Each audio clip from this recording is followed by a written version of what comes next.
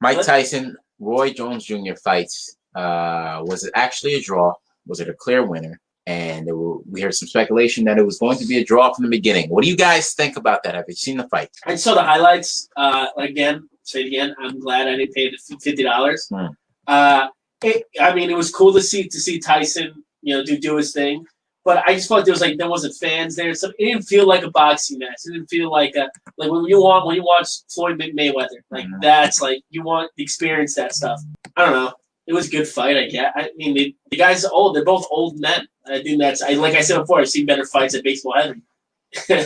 I mean, I agree with you on that. I remember when Chuck Liddell came back from the UFC and he decided to, get some fights in, or St. Pierre Paul when he came in. I think St. Pierre, not Paul, that's a football player. When he came back in to add some last fights to his resume. Yeah. Those are pretty cool. So I thought it was cool to see, Tyson and Jones Jr. go at it. But I do agree with your statement. It was like two dads fighting over who's going to flip the burgers at the outdoor party. Yeah. But I was not going to pay $50 to do that. So I think all it was a publicity stunt. But at the same time, I think Mike Tyson he wanted to get it out of him. It's still not out of him. Like when I say when kids go to the coaching roles, you can be a coach all you want, but the player in you is not going to get out of you. So that I do believe that someone like Mike Tyson. Yeah, I think Mike Tyson just wanted to generally fight again. He's also I'm not like a crazy dude. He was a great fighter. If you watch highlights of him, if he wants to go again, the mic was a little low. If he wants to just reiterate what he said. Say what you just said again. Okay, so going back, I wasn't gonna pay $50 for Mike Tyson to fight Jones Jr. because as I saying before, it was two dads fighting over to flip a burger at the at the summer party. Cookout. At the nice cookout. You're burning a little bit too much, Mike. But what I was kind of saying before is, if you're a coach and you were once a player, you can coach all you want, but you have to, get the player out of you eventually.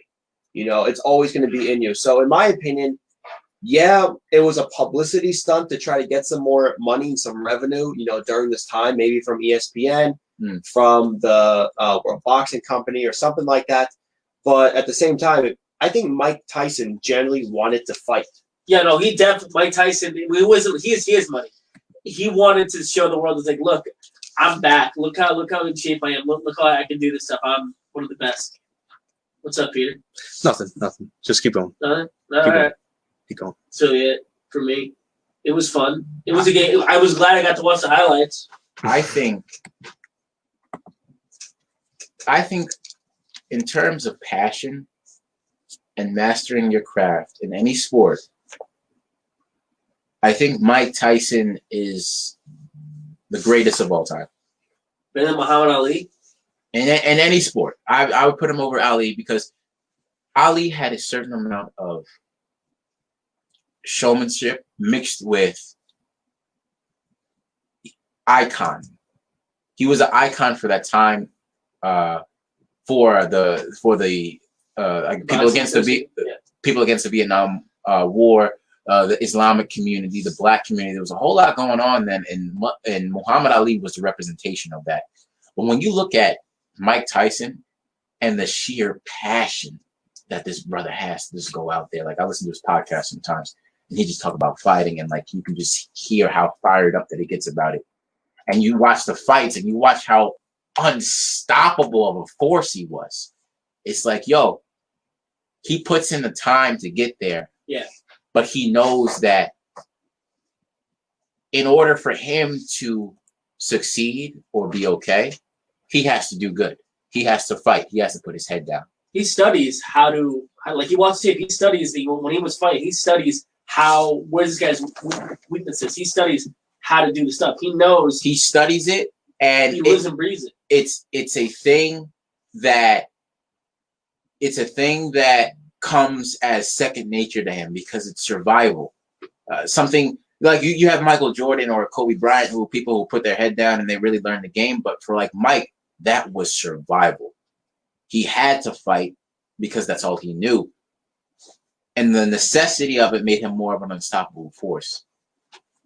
And when I watched that fight, it's okay, yeah, two old guys going at it, but Mike still had those punches. Yeah, he still got it. You know, it doesn't go away. He went to the body. Roy Jones standing there with his shoulders all out, being asked, "Hey, you want to fight again?" He's like, "Yeah, we can fight again. It's a draw. I need to get a win, but damn, I don't know." Yeah, he literally said that. Mike still got it. Of course, like, Mike can take on it.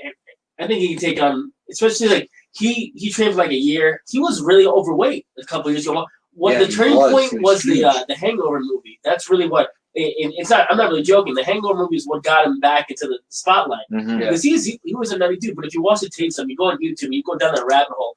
You see him. You see people be punching him. Within 2 seconds, Mike's got him on the ground because of his right hook.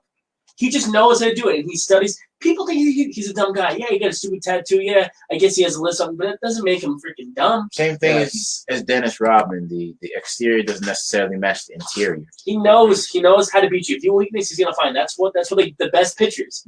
They know where to get you. They know how to get you out. It's not about how it's pretty much how you can get yourself out. Mm-hmm. If you're boxing, if you're Roy, you know. When I drop my shoulder, he's gonna get me, and you do it, it's your fault. He's the perfect mix of passion and knowledge that I've ever seen in an athlete in my life. I agree with that. Like both of them go together so well, and when they're working, they're working. But a lot of people said that since this was an exhibition fight, and they only opened up the possibility for them to have knockouts until like the very end. I think Mike Tyson approached the fight wanting to fight. But he himself put a sanction in, like, "Yo, we can't let this go to a win or loss for anyone, because if he gets a win, it's gonna click him back into the old Mike, that Mike who was furious and really fighting. There was a part of that Mike that was not complete, which led to the big Mike Tyson that you see, or the out of shape Mike Tyson. He doesn't want to open the floodgates. He doesn't want to get depressed. He doesn't want to open the floodgates again. But he had to go through what he went through now to realize that that's not the way. You know. Yeah. But the love and passion that he still has for the game still remains. So I think he went up to the people and were like, "Listen, this is not going to be a win or loss. This is just going to be me fighting." But like you saw glimpses of him. He knocked him out in the first round. He saw glimpses of him wanting to beat his. Like he was fighting him, and he literally took him out early. He bit his glove. He was biting his glove like, "Oh, I want to rip on him right now." And I don't think the new Mike Tyson is not ready to let that old Mike Tyson in yet. So you have to keep it at a standstill. But this was something for the fans. Just something for the fans to satisfy him old self. Honestly, I was gonna pay the $50, and then I was like, I don't know. Well, just always an exhibition. I was like, I don't want to do it. But if I could have bought tickets to go, I would 100% do it if I had an opportunity to go. Because what I like, we'll end on this because I know you want to go on. I really like Mike Tyson because he is not one of these guys that like a Conor McGregor that's the top, like talks to you, like, "Oh, I'm the best, I'm the best, I'm the best." Like he lets his work show for him. Vanderbilt University had their first female kicker, Sarah Fuller. She was a goalkeeper for the soccer team, which I believe they won some type of championship for Vanderbilt. Conference. The conference. They won the conference.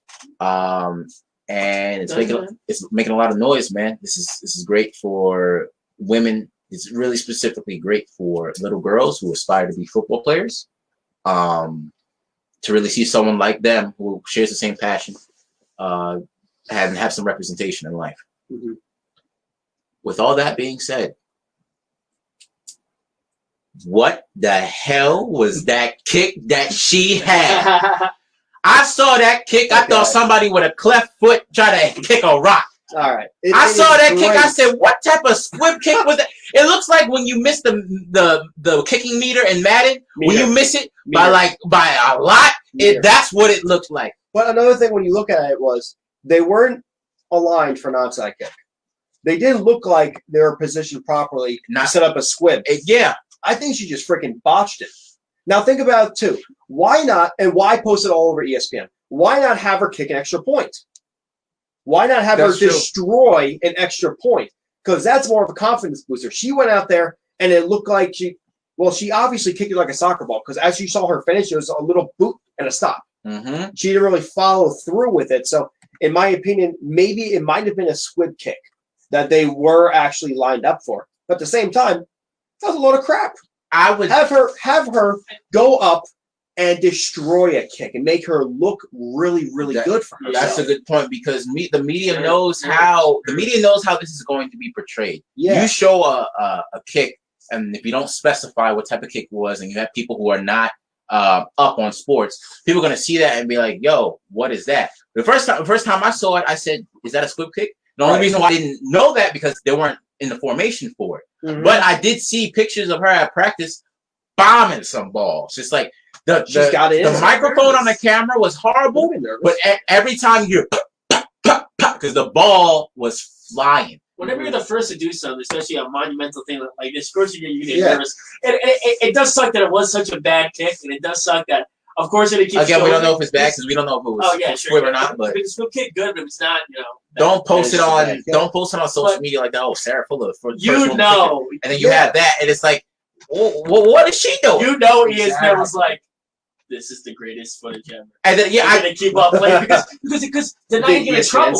Because if someone goes, "Why are you showing that bad kick?" It's like, what do you mean? It's the first woman to ever. And I had to dig. I had to dig to find videos of her kicking the ball well in practice. Mm-hmm. Like she was kicking the ball like the ball said, "Well, why don't you get back in the kitchen and make me a sandwich?" Like the ball went flying.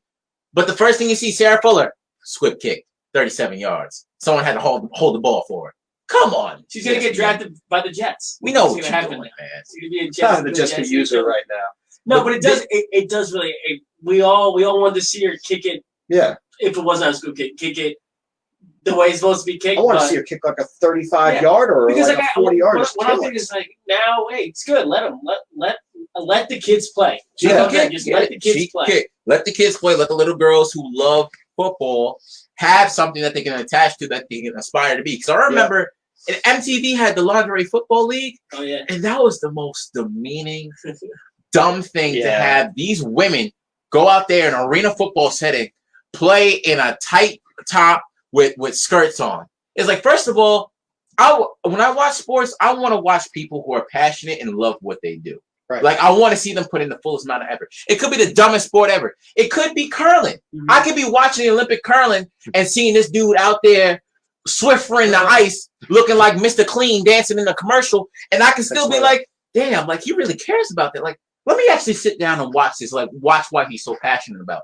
But now you have these women out there with their breasts all banged up, playing football with the cheek hanging out when they're going for a touch. I don't want to be aroused watching sports. I don't want to get hard watching sports. I eat shit. I eat my snacks when I watch sports. I usually put the Doritos on my lap. Now I can't do that because I got a little situation going down there. Now I have to get a bowl. It hides the situation. It hides the situation. I don't want to be aroused when I watch sports. I want to watch people who are passionate, who love what they do, go at it and go for a win. Lingerie Football League, that was the dumbest decision I've ever seen a producer make. Well, I understand what was on MTV, but that was just dumb. Probably because I want to see the dumbest thing. I mean, he knew he's on MTV. But like as far as like actually for progressive senses, it was the dumbest thing ever. Oh yeah. But like even no one who was like probably me. No one actually watching football. Like if you're gonna get that aroused watching something, you might as well just go to porn. Like honestly, like no one's gonna watch it. Like I'm gonna watch her get leveled by Ortega Ortiz. Like, no one's gonna do that, bro. Just go ahead and watch porn. But they got killed that game too, though. Vanderbilt got destroyed in Mississippi. What was the score? 54-21. Yeah. So is that just an excuse to get her in at that point? That we're getting destroyed. Let's put her in. If she does good or bad, we're gonna get some media. It's always gonna be a publicity stunt with stuff like this, but.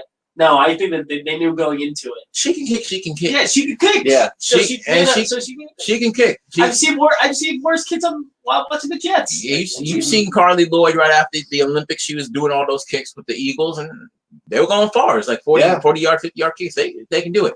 Bringing that up now, in the NFL, which positions would you like to see women play in? I want to see a girl quarterback, that woman, the quarterback to throw. If they have a good arm, they got a good arm. If they have a good arm, if they have a good arm, what are you worried about a guy like getting into like doing that, like hitting her? That's the name of the game. Like I would want to see a woman that has a great arm. That'd be sick.